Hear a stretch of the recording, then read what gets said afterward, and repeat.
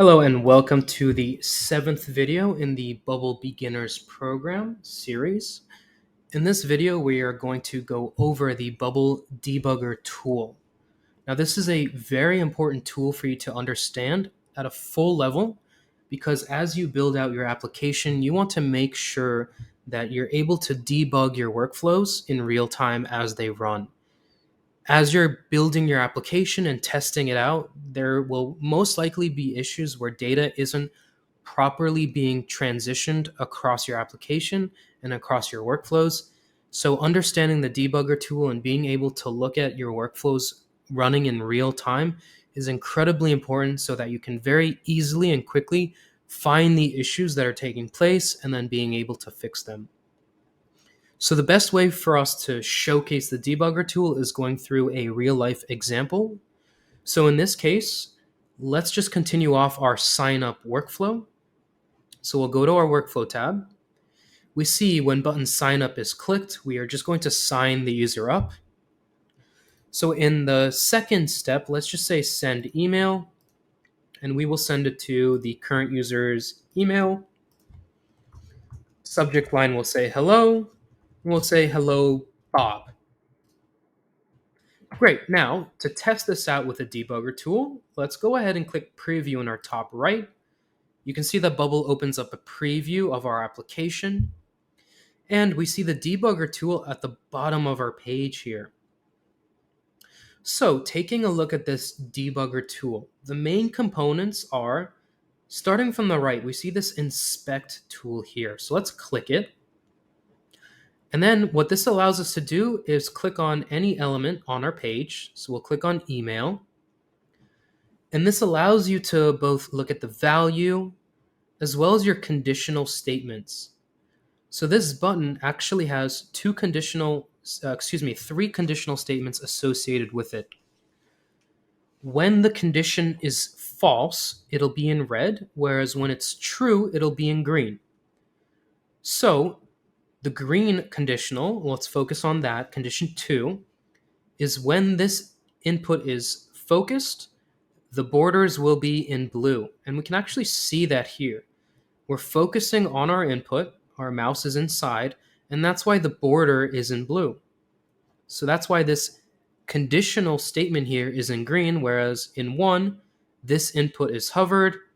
It's not really hovered right now, in a sense. That's why it's in red. So that's how you inspect elements. It's extremely helpful when you have, let's say, dynamic elements, right? So you have a text element that has dynamic text inside of it. Now you can inspect it and see where is Bubble pulling that data from.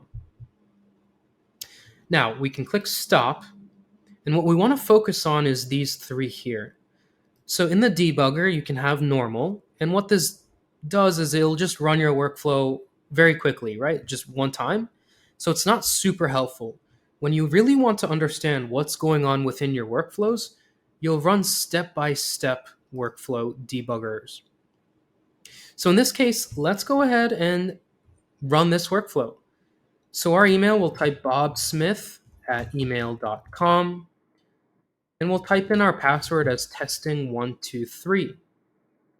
So now when we click sign up, we should see our workflow running in step-by-step mode.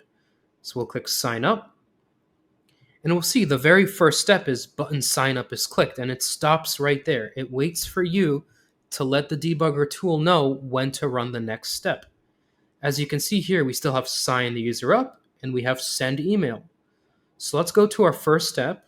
We'll click run next, and now we can see we're on the sign the user up step.